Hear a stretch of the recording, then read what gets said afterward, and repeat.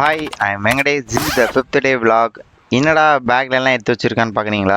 நம்ம திரும்பி காலேஜுக்கு கூப்பிட்டாங்க. ஒரு வழியாக திரும்பி காலேஜ் கிளம்பிட்டோம். பாட்டி வந்து அழகாக தோசை, நேற்று வச்ச சிக்கன் குழம்பு, மட்டன் குழம்பு எல்லாம் இருந்துச்சு. அதெல்லாம் சூப்பராக சாப்பிட்டு கிளம்பியாச்சு. ஊர்லேருந்து கிளம்ப மனசே வரல. இருந்தாலும் என்ன பண்ணுறது, நம்ம அங்கே காலேஜ் சேர்ந்தனால கண்டிப்பாக கிளம்பியே ஆகணும்.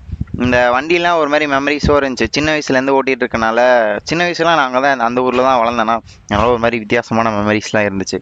ஒரு வழியாக நம்ம வந்து ஜங்ஷனுக்கு வந்தாச்சு. வந்துட்டு தம்பி கூட என்னடா பண்ண போகிற எடுத்து சொல்லிட்டு கொஞ்சம் ஃப்யூச்சர் பற்றிலாம் பேசிட்டு, சரி ஸ்நாக்ஸ்லாம் வாங்கினா ஸ்நாக்ஸ்லாம் சாப்பிட்டுட்டு, நம்ம ஸ்நாக்ஸ் என்றைக்குமே சாப்பிட்டு வந்து அப்படியே தூக்கி போட்டு போயிடும். அப்படி தூக்கி போடாமல் குப்பை தொட்டியில் போட்டால் இவங்களுக்கு ரொம்ப ரொம்ப யூஸாக இருக்கும். ஏன்னா கஷ்டப்பட்டு அந்த ரயில்வே ட்ராக்லாம் இருக்கிறத எடுக்கிறாங்க. அதனால் நம்ம கரெக்டாக இருந்தால் எல்லாமே கரெக்டாக இருக்கும். ஒரு வழியாக நம்ம ட்ரெயினும் வந்து சேர்ந்துடுச்சு. ஒரு மாதிரி மனசே இல்லாமல் தான் தம்பிக்கு பாய் சொல்லிட்டு போனேன்.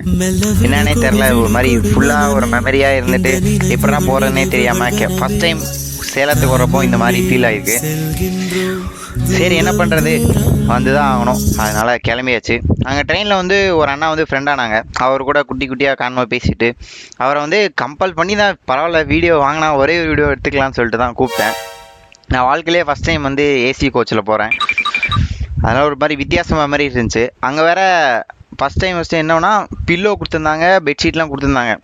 ஒரு மாதிரி வித்தியாசமாக இருந்துச்சு. ட்ரெயினில் போனால் நம்மளாக தான் எடுத்துகிட்டு போகணும். பெட்ஷீட் அதெல்லாம் கொடுத்ததுனால ஒரு மாதிரி ஏசி பெட்ஷீட்டு ஒரு மாதிரி வித்தியாசமான ஃபீலிங். நானும் கரெக்டாக அந்த இடத்துக்கு போய் தூங்க ஆரம்பித்தேன். தூங்கி எழுந்திரிச்சா அதுக்குள்ளே சேலம் வந்துச்சு.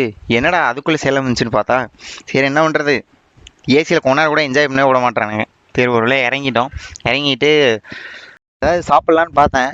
நம்ம தான் 10 மணிக்கு மேலே எதுவும் சாப்பிடக்கூடாதுல்ல. எதுக்காகனா காலையில் டைஜஷன் ஆகாது கிரவுண்டுக்கு போகிறப்போ, அதுக்கோசரம் மட்டும்தான். காலையில் கிரவுண்டுக்கு போகலான்னு நினச்சேன். சரி அதெல்லாம் வேலைக்கு ஆகுது, நைட்டே படுத்து தூங்கிடலான்ட்டு நான் வந்துட்டு படுத்து தூங்கிட்டேன். பாய்.